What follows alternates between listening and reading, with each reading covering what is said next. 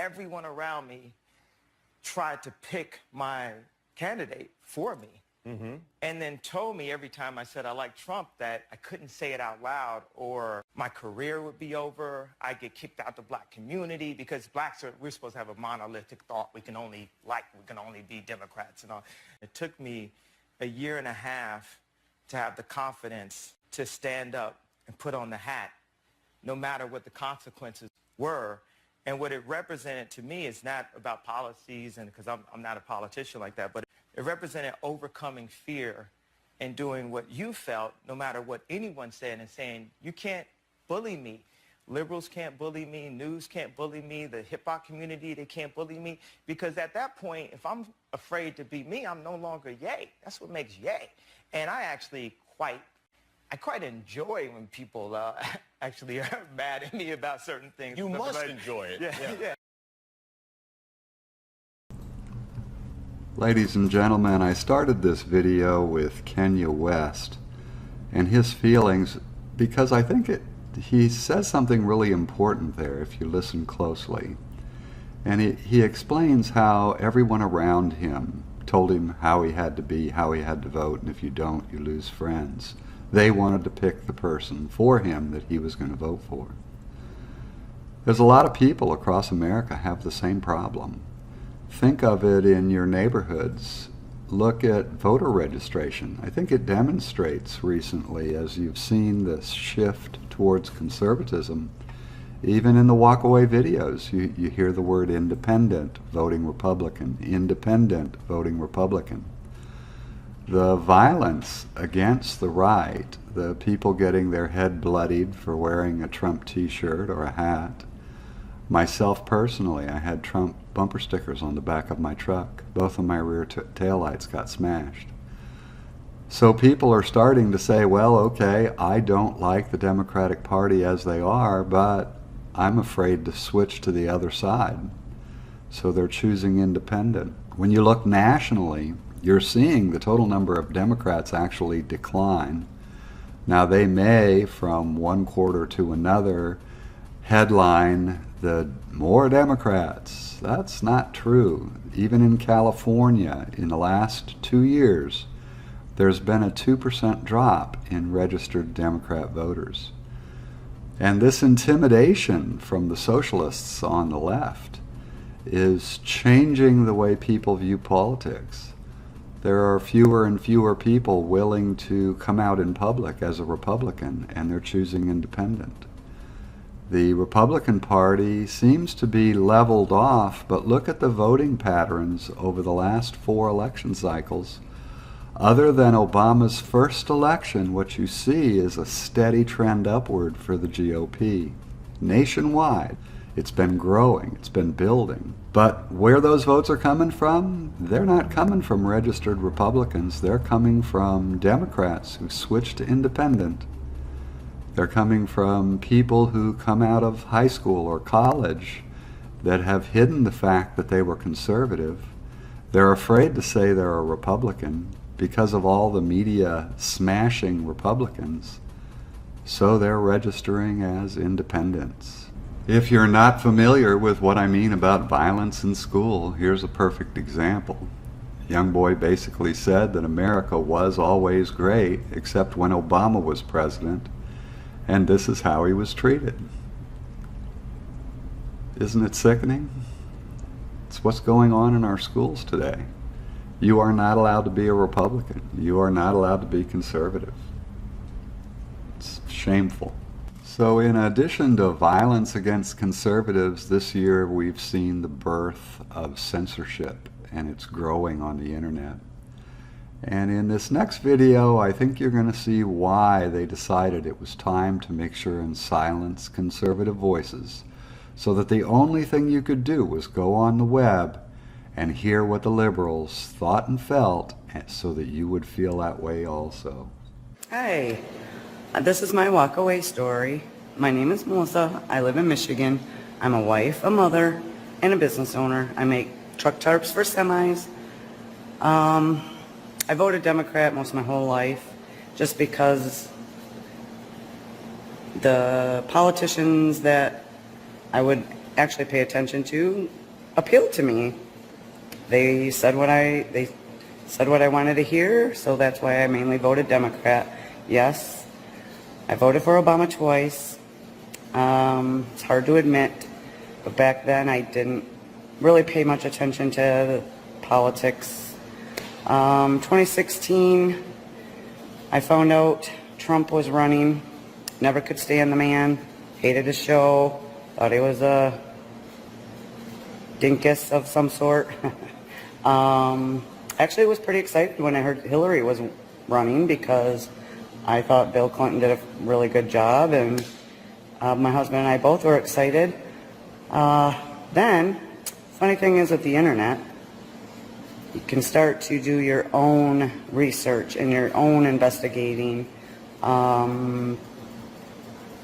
Yeah, I started to put two and two together on the whole Clintons, the mainstream media, and realized I've been duped.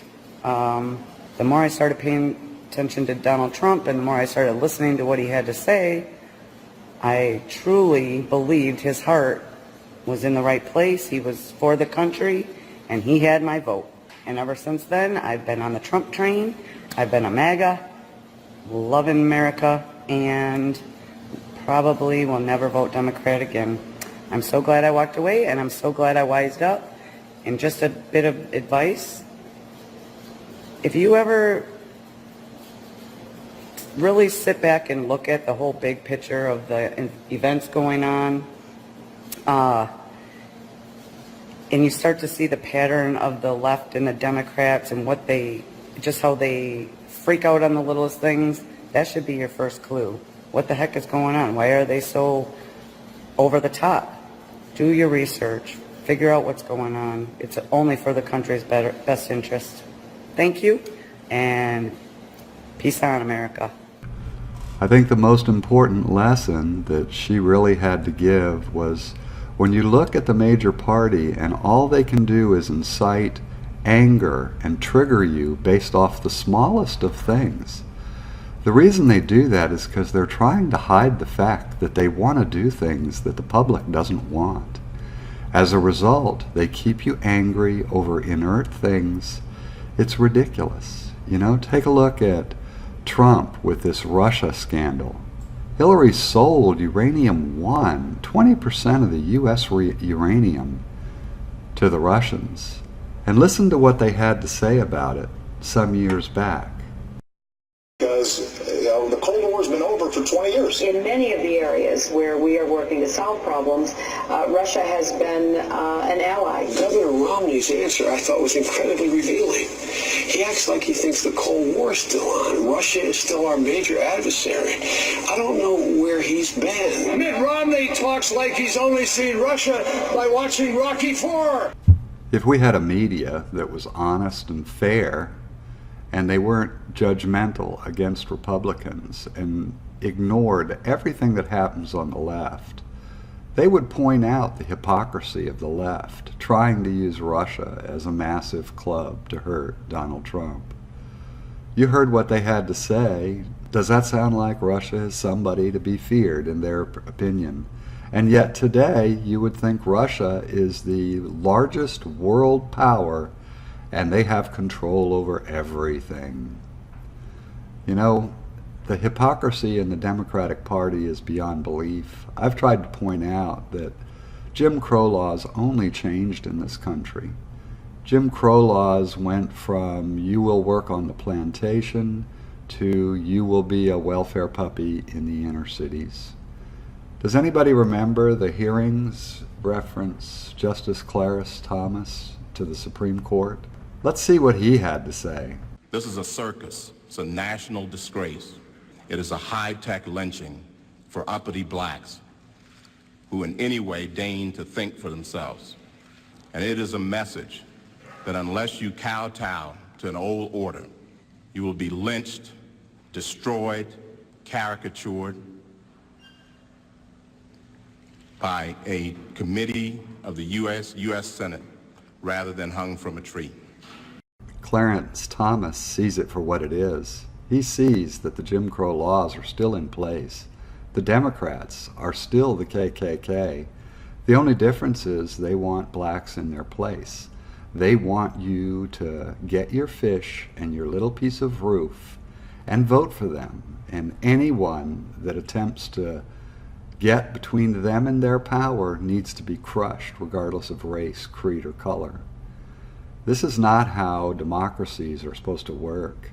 Democracies are supposed to work as people discuss and talk about different ideas and come to conclusions as to what's the best route. And sometimes it's not the left and it's not the right. Maybe it's something in the center, or center right, or center left.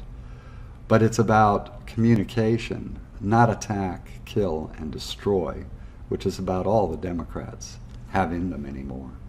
But across this great nation, conservatives are starting to get scared. They're starting to be concerned about the future for their children. But what's nice is they're starting to stand up and have a voice. And they're starting to stand up and say, we aren't going to take it anymore. Let me show you this clip from Liberal, Connecticut.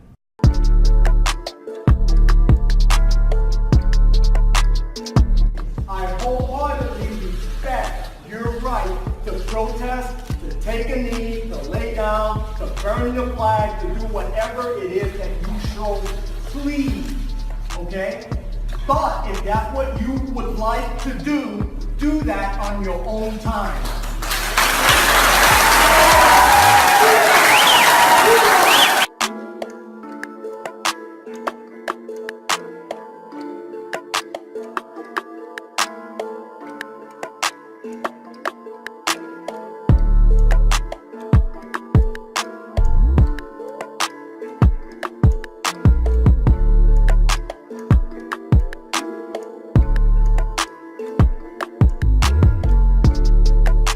As the Democrats see this pushback from the right growing over this great nation of ours, they came to the realization it's time to pull out all the stops.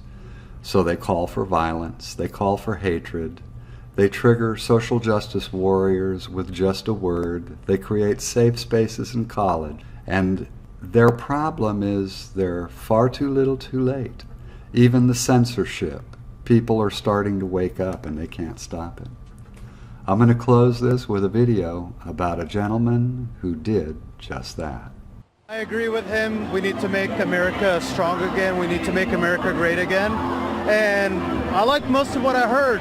So, coming from a guy that didn't like him to liking him now, I think that's a step up, right?